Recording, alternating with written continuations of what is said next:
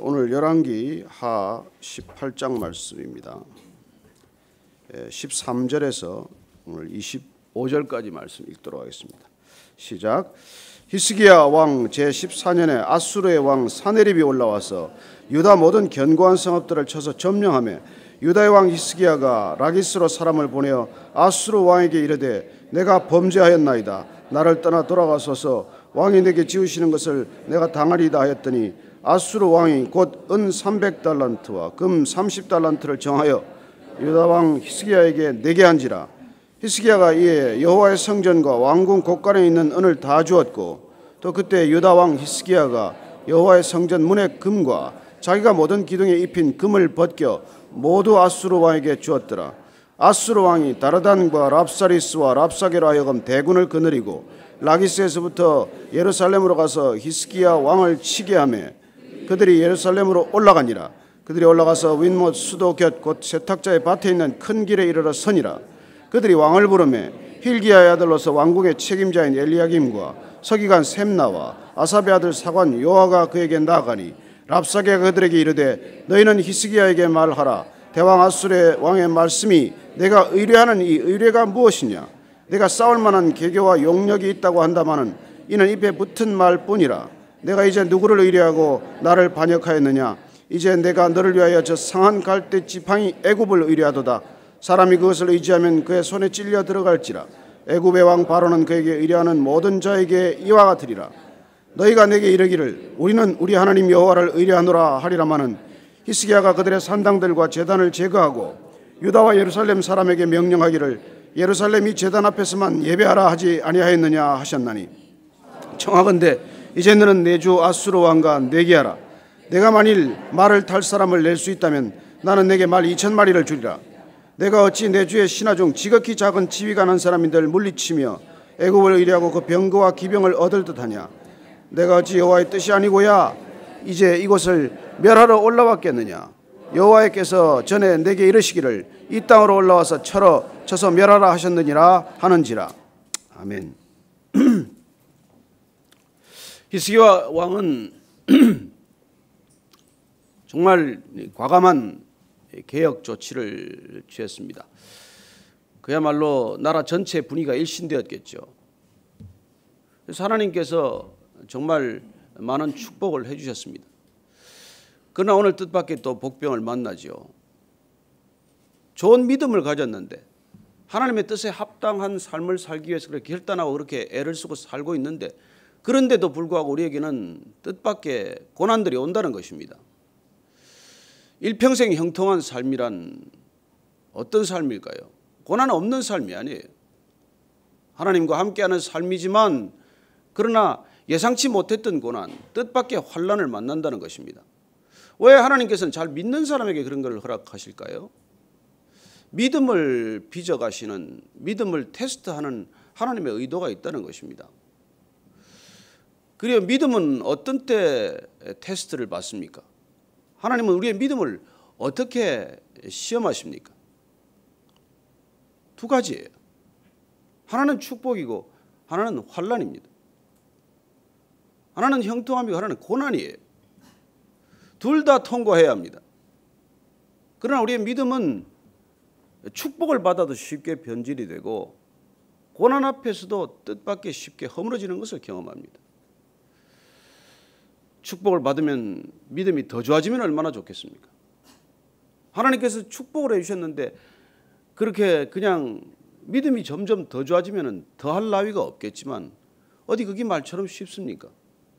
사람이 축복을 받고 특별히 재물의 축복을 받고 성공하게 되면 나도 모르게 그렇게 금세 변해버리는 것이죠. 왜 그렇게 쉽게 변할까요? 내 주위의 환경도 그렇게 바뀌기 때문입니다. 축복을 받고 번영을 하게 되고 성공을 하게 되면 내 주위에 모이는 사람도 달라지고 여러 가지 주변 관계가 다 바뀌기 시작을 하는 것이죠. 그래서 주변에 새로이 포진하는 사람들이 가만둡니까? 그냥 내버려 두지 않습니다. 사단이 밀가부르듯 까분다는 말이 무슨 말이겠습니까? 내 주위에 있는 사람들을 통해서 이런저런 모양으로 가만두지 않기 때문이죠. 어쩌면 그 축복이 빌미가 되어서 우리는 순식간에 교만해지는 것을 보게 됩니다. 그래 축복을 통한 실패지요. 그러나 고난은 어떻습니까? 내가 견딜 수 없는 고난, 내가 보기에는 도저히 이겨낼 수 없는 고난, 그런 고난을 우리가 만날 때 우리는 어떻게 되느냐는 것입니다. 그래 오늘 14절 말씀을 한번 더 보십시다. 시작. 유다의 왕 히스기야가 라기스로 사람을 보내어 아수르 왕에게 이르되 내가 범죄하였나이다. 나를 떠나 돌아가소서. 왕이 내게 지으시는 것을 내가 당하리이다 하였더니 아수르 왕이 곧 은 300달란트와 금 30달란트를 정하여 유다 왕 히스기야에게 내게 한지라. 이게 BC 701년으로 봅니다마는 이 아수르 왕 산헤립이 사르곤의 아들이 이제 본격적으로 서방 원정, 서방 정벌에 나선 것입니다.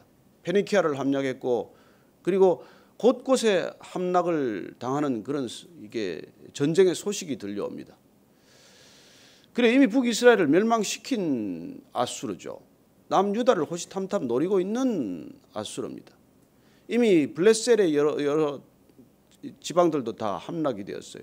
유다의 46개 성읍이 함락이 되었습니다. 이제 예루살렘을 지키는 가장 최전방 요새와도 같은 라기스까지 함락이 된 것이죠. 예루살렘 남서쪽 45km 지점까지 적군이 진격한 것입니다. 국민들의 불안은 얼마나 컸겠으며 또 히스기야 왕의 마음도 얼마나 힘들어졌겠습니까? 지금까지 잘 그래도 견뎌왔는데 오늘 보니까 히스기야 왕 14년에 이런 전쟁을 또 만나게 되는 것이죠. 지금까지 잘 버텨왔지만 이 엄청난 대군 앞에서 어떻게 하겠습니까? 그래서 그는 아수르 왕 산헤립의 요구 조건을 들어주기로 결정을 합니다. 그 요구 조건은 은 300달란트와 금 30달란트를 달라는 것이죠. 국고는 바닥이 났어요. 이미 아하스 왕, 아버지 아하스 왕 때도 그런 조공을 바치더라고 이미 나라는 거들났을 것입니다. 그래서 성전에 있는 금을 다 벗기고 본인이 그렇게 뭐 이렇게 칠한 모든 금을 다 기둥의 금을 벗겨서 이걸 들어주는 것이죠. 왜 그랬을까요? 그야말로 노도처럼 파도처럼 달려오는 이 적군들을 어떻게 대적하겠습니까? 이런 두려움 앞에 그 믿음인들 어떻게 견뎠겠습니까? 이해는 가요. 인간적으로 이해할 수 있는 일이죠. 어느 누군들 이런 위협 앞에서 굴복하지 않겠습니까? 그래서 그는 유화 정책을 펴기로 결정을 하는 것이죠. 그래서 조공을 요구하는 그 요구를 들어주기로 결정을 했습니다마는 그러나 그는 왜 하나님께 무릎 꿇지 않았을까요? 하나님 어떻게 해야 됩니까? 미리 왜 무릎 꿇지 않았을까요? 여러분 이런 급박한 위협을 만나면 우리가 신앙의 자리를 지키기란 말처럼 쉬운 일이 아니죠. 설교하기란 쉽고 듣는 우리도 쉽지만은 정말 이런 어려움을 만나면 그 절박한 상황에서 눈에 보이지 않는 하나님을 의지한다는 일이 그렇게 결코 쉬운 일이 아닙니다. 우리는 늘 육신을 지니고 사는지라 눈에 보이는 것들부터 눈에 보기 마련이고 눈에 보이는 것들을 의지하고자 하는 본능적인 마음에 굴복하게 되는 것이죠. 그래서 그는 지금까지 잘 견뎌왔음에도 불구하고 막상 결정적인 환란의 순간에 그는 산헤립에게 무릎을 꿇고 맙니다. 그래서 모든 걸 다 벗겨서 주면은 그러면 해결이 될까요? 이게 해결이 안 되지 않습니까? 여러분 이게 우리 인생의 비밀이 있다는 것입니다. 여러분 요구 조건을 들어준다고 해결이 됩니까? 해결이 안 돼요. 왜냐하면 그들의 궁극적인 목적은 백기투항이고 남유다를 멸망시키는 게 목적이에요. 지금 무슨 뭐 조공을 내라 금 30달란트를 가져와라 이건 여러분 지금 빌미를 던지는 것이죠. 이때가 그야말로 영적인 분별력이 필요할 때 아니겠습니까? 여러분 무력으로 협박하고 위협할 때 굴복한다고 문제가 근원적으로 해결됩니까? 안 되지 않습니까? 나치 정권이 들었을 때 여러분 그 나치 히틀러 정권을 어떻게 했든지 달래서 하고자 했던 정책들은 다 실패했습니다. 그래요. 영국의 챔벌레인 내각은 유화 정책을 결국 끝내 선택했지만 2차 대전을 막지 못했습니다. 모든 유화 조건이라는 게 결국은 히틀러가 전쟁 준비하는데 시간을 벌어준 것이고 어떻게 하면은 그야말로 더 약점을 노출시키는 시간이었을 뿐이에요. 점점 더 강한 요구를 하게 마련인 것이죠. 햇볕 정책은 한반도에 평화를 가져왔습니까? 햇볕 정책 때문에 북한이 핵 개발을 중단하고 포기했습니까? 그래요. 그 평화 정책이 가져왔던 것, 역사적으로 그건 냉정하게 분석해야 할 일이 아니겠습니까? 그래요. 악과의 싸움은 평화 정책, 유화 정책만으로는 안 된다는 것입니다. 우리는 예수님이 오셔서 악과 악인을 구분하는 말씀을 듣게 되지만은, 그러나 이 악과 싸운다는 것은 여러분 보통 일이 아니에요. 악과 싸우는 건 나한테 속한 것이 아니라 하나님께 속한 것이기 때문에 하나님께 여쭤야 되는 것이고, 하나님께서 이 전쟁을 수행하도록 우리는 그 편에 서서 매달리는 것 외에는 할 일이 없어요. 우리가 이길 수 있는 싸움이 아니기 때문입니다. 그리고 오늘 보니까 뭐 내줄 걸 다 내주었지만 소용이 없어요. 라기스까지 점령한 그들은 결국 예루살렘을 목표로 해서 올라오는 것이죠. 오늘 그들은, 이 아수르 왕은 세 사람을 파송합니다. 파견해서 그 사람들을 통해서 지금 이제 협박을 시작하는 것이죠. 17절 말씀 한번 더 읽겠습니다. 시작. 아수르 왕이 다르단과 랍사리스와 랍사게로 하여금 대군을 거느리고 라기스에서부터 예루살렘으로 가서 히스기야 왕을 치게 하며 그들이 예루살렘으로 올라가니라. 그들이 올라가서 윗물 수도곁 곧 세탁자의 밭에 있는 큰 길에 이르렀으니라. 실컷 받을 걸 다 받았습니다마는 어떻습니까? 결국 예루살렘까지 밀고 올라오는 것이죠. 그야말로 나라가 이제 풍전등화합니다. 무슨 방법이 있겠어요? 이런 지경에까지 내몰린다는 것입니다.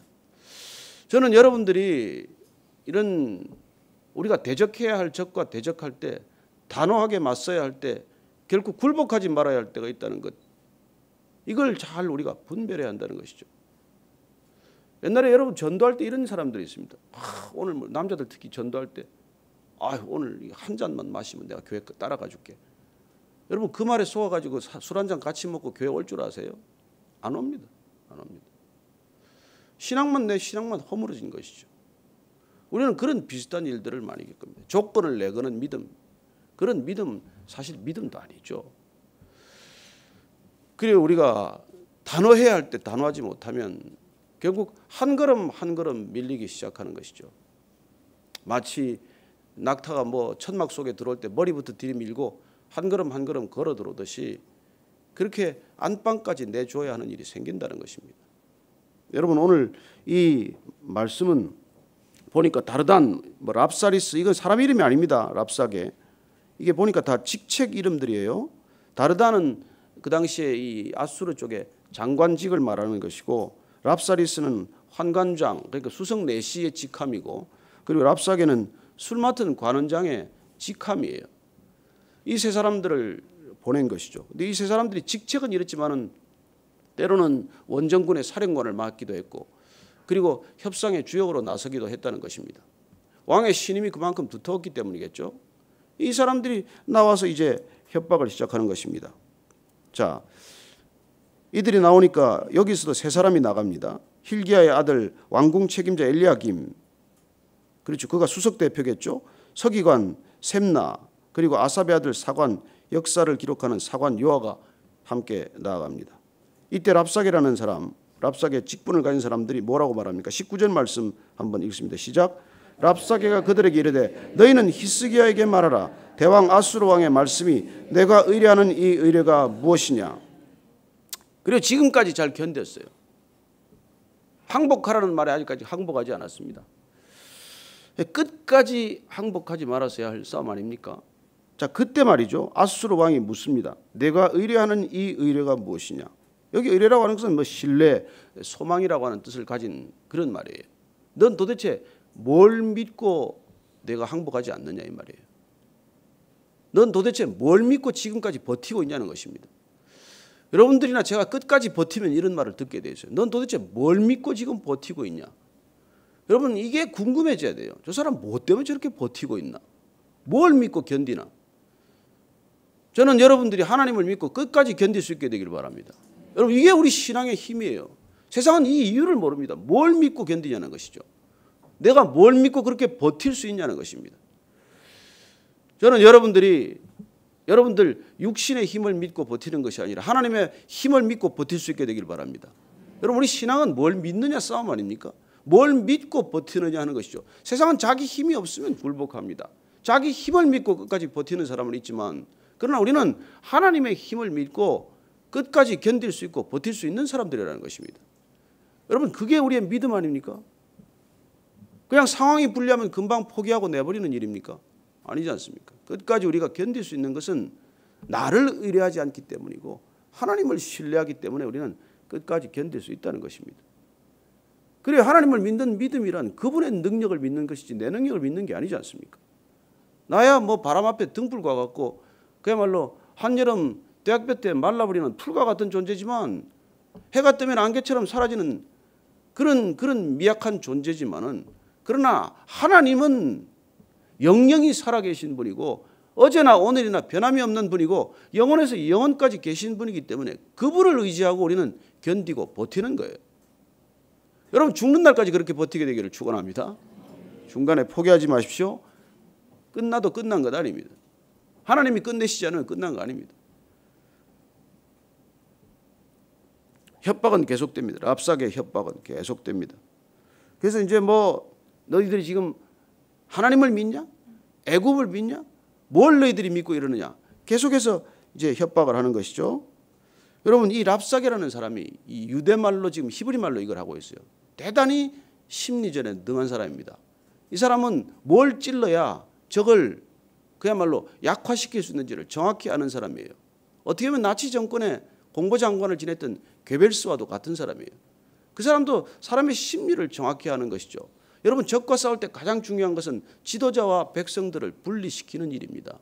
지도자를 의심하게 하고 지도자의 무능을 드러내는 말들을 만들어내고, 그리고 지도자를 끝없이 공격하면 백성들은 점점 마음이 돌아서게 되는 것이죠. 여러분, 왜 지도자를 늘 공격하겠어요? 여러분, 교회는 목사 하나 공격하면 끝납니다. 뭐가 있습니까? 예? 자, 목사하고 뭐 다른 목사하고 싸우게 만들든지, 목사하고 그리고 뭐 교회 리더들하고 다투게 만들든지 하면 끝나는 것이죠. 서로의 신뢰를 끊어놓는 것, 그게 이 악한 세력들의 핵심이에요. 여러분, 오늘은 안 그렇습니까? 그런 싸움을 하기엔 너무 좋은 환경 아니에요? 얼마나 많은 비디오가 있고 얼마나 많은 SNS가 판을 치고 있습니까? 댓글 몇 개만 달면 사람이 주눅드는 세상입니다. 댓글 몇 개만 악한 걸 달아놓으면 자살하는 세상이에요. 여러분, 그 댓글은 쳐다보지도 마세요. 저는 연예인들 댓글 보고 비관에 빠지는 사람 보면 내가 너무 마음이 아파요. 그리고 밤새 그것만 읽고 있어요. 그거 뭐 좋은 소리도 읽어도 힘이 날까 말까 하는데 그 왜 비난하는 말 뭐하러 읽고 있어요? 그것만 하고 있는 애들이 있다는 것입니다. 여러분, 괴벨스가 남긴 유명한 말은 그래요. 거짓말은 처음 하면 부정하고 다음 하면은 의심하지만 계속하면 진실로 믿게 된다는 거예요. 여러분, 거짓말도 계속하면 믿게 된다. 이게 심리전의 제일 중요한 포인트예요. 그래서 여러분, 거짓말 계속 들으면 그냥 믿게 돼요. 믿게 돼요. 괴벨스가 남긴 말 중에 또 하나는 사람이 하나 죽는 건 비극이지만 100만 명이 죽는 건 통계일 뿐이다 그래요. 그런 전쟁을 일으킨 사람들입니다. 그래서 오늘날 우리가 이 랍사계의 심리전법을 보면요, 이게 나름대로 고도로 터득한 사람이에요. 너희들이 뭐 믿는 걸 다 공격하는 거예요. 하나님이 뭘 지켜줘? 히스기야가 뭐 제단을 다 무셨다고 그러는데 그게 지금 뭘 너희들이 지켜준 게 뭐야 지금? 그리고 애굽이 와서 도울 것 같아? 그리고 백성들을 흔들어 놓는다는 것이죠. 그리고는 이렇게 말합니다. 25절, 이게 심리전의 결정판이네요. 25절 말씀 같이 읽습니다. 시작. 내가 어찌 여호와의 뜻이 아니고서야 이제 이곳을 멸하러 올라왔겠느냐? 여호와께서 전에 내게 이르시기를 이 땅으로 올라와서 쳐서 멸하라 하셨느니라 하는지라. 이 친구가 말이죠, 하나님의 이름을 팔기 시작하는데 자기가 음성을 들었다는 거예요. 예?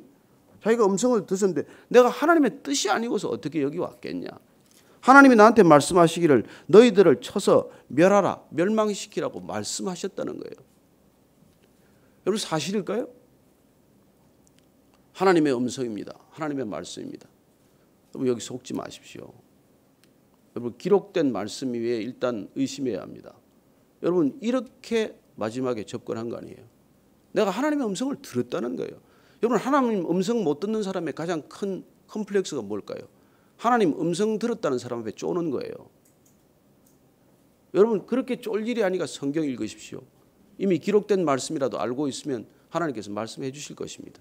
그리고 자녀라면 분명 묻는 아버지께서 아버지가 자녀의 질문에 반드시 답한다는 것입니다. 여러분들의 기도 가운데 말씀 가운데 또 믿는 사람들을 통해서 그리고 환경을 통해서 여러분들이 묻기만 하면 반드시 확인하게 하십니다. 그것도 크로스 체크가 가능하게 하십니다. 여러분 반드시 하나님께 직접 물으십시오. 누구 들었다는 사람 얘기에 홀리지 마십시오. 뭐 용한 사람 있다는데 찾아가지 마십시오. 여러분 그게 무당 찾아가는 거랑 뭐가 다릅니까? 왜 그걸 물으러 갑니까? 왜 아버지 두고 동네 아저씨 찾아갑니까? 아버지께 직접 물어보세요. 여러분 안 들리는데요. 안 들리니까 성경을 읽으라는 것이죠. 이미 말씀한 걸 들어보라는 것이죠. 오늘날도 우리는 이런 사람들을 만납니다. 여러분 신앙생활을 할 때 우리가 믿음의 여정을 갈 때 이렇게 접근할 수도 있다는 것입니다. 너희들을 멸망하는 것이 하나님의 뜻인 것처럼 말하는 것이죠. 얼마나 낙심이 되겠습니까? 이 말을 그대로 받아들이면 이미 끝난 것 아닙니까? 이미 멸망한 거 아니에요. 여러분 의사들도 그래요. 뭐 시한부 그때부터 3개월밖에 안 남은 거예요. 그 시간도 못 살걸요. 여러분 잊어버리고 하나님을 바라보고 있으면 뭐 한 달 살아도 좋고 1년 살아도 좋은 것입니다. 저는 여러분들이 믿음으로 담대하게 맞설 수 있게 되길 바랍니다. 여러분 하나님께서 음성을 들었으면 그러면 족한 것입니다. 뜻이 분별됐으면 족한 것입니다. 하나님의 뜻이 분명하면 죽음도 괜찮은 것입니다. 하나님의 뜻이고 말씀이면은 여러분 죽음도 유익함입니다. 저는 여러분들 두려워하지 말고 두려운 일이 생기면 하나님 앞에 직접 여쭤볼 수 있게 되기를 바랍니다. 그분께서 자녀라면 반드시 말씀해 주실 것입니다. 자녀의 간절한 질문이고 간절한 요청이라면 하나님께서 반드시 우리에게 응답해 주실 것입니다. 저는 여러분들이 담대한 믿음으로 하나님께 직접 나아가는 그런 믿음의 전사가 되기를 축원합니다. 오늘도 여러분들 답답한 일이 있고 무슨 억울한 일이 있고 복잡한 일이 있으면 여쭤보십시오. 하나님께 친히 여쭤보시고 기도의 시간 동안 주님과 씨름하시고 주님께서 어떤 형태로든 반드시 말씀해 주신다는 믿음을 가지고 귀를 기울여 경청할 수 있게 되기를 바랍니다. 오늘 우리가 같이 한번 세상이 주는 두려움에 마음 빼앗기지 않고 한번 담대하게 기도의 자리, 믿음의 자리로 같이 나아가십시다. 하나님 아버지, 주님 음성이 안 들린다고 말하지 않게 하옵소서. 주님 이미 말씀하셨고 주님 날마다 말씀하고 계시고 주님 날마다 말씀을 통해서 기도를 통해서 환경을 통해서 주변에 있는 믿음의 사람들을 통해서 주님께서는 늘 말씀해 주고 계십니다. 하나님 분별되게 하여 주옵소서. 하나님의 음성이라는 말에 현혹되지 않게 하시고 하나님의 뜻이라는 말에 길을 잃지 않게 하여 주옵소서. 하나님 우리 모두 주님 앞에 담대히 서기를 원합니다. 믿음의 사람으로 서기를 원합니다. 각자가 주님 앞에 담대히 서게 하여 주옵소서. 흔들리지 않는 믿음, 담대한 믿음. 주님 아버지의 뜻이 이 땅 가운데 이루어지는 것이 목적이라면 어찌 우리의 삶을 통해서 아버지의 뜻이 이루어지지 않겠습니까? 주님 우리의 생애를 통해서 아버지의 뜻이 이루어지는 거룩한 생애, 복된 생애, 형통한 생애 되게 하여 주옵소서. 하나님 아버지의 뜻에 흔들리지 않게 하시되 하나님 직접 저희들 음성을 들을 수 있도록 날마다 말씀하여 주시니 그 말씀 우리의 길이요 등불 되게 하여 주옵소서. 누가 들었다고 하는 말에 현혹되지 않게 하시고 누군가 전해주는 말도 분별되게 하시고 그리고 하나님의 음성이 들리지 않을 때 고요히 주님 앞에 침묵하며 잠잠히 바라보며 주님 말씀하실 때까지 기다리는 인내가 있게 하여 주옵소서. 하나님 주님께서 반드시 우리의 기도 가운데 말씀 가운데 환경 가운데 특별히 믿음의 사람들을 통해서 끊임없이 말씀하실 때 분별해서 듣는 귀를 허락하여 주옵소서. 그리하여 세상 소리에 현혹되지 않게 하시고 세상이 주는 두려움에 겁먹지 않게 하여 주옵소서. 이제는 십자가에서 그 모든 분별의 기준 우리에게 보여주신 우리 구주 예수 그리스도의 은혜와 하나님 아버지의 무한하신 사랑과 성령의 분별케 하심이 오늘 이 아침에 세상이 우리에게 주는 온갖 현혹과 두려움과 협박과 그런 메시지에 흔들리지 않고 오직 주님 말씀 위에 반석 위에 서기를 결단한 이 자리에 고개 숙인 모든 영적 분별의 사람들 위해 지금부터 영원까지 함께 하시기를 축원하옵나이다. 아멘.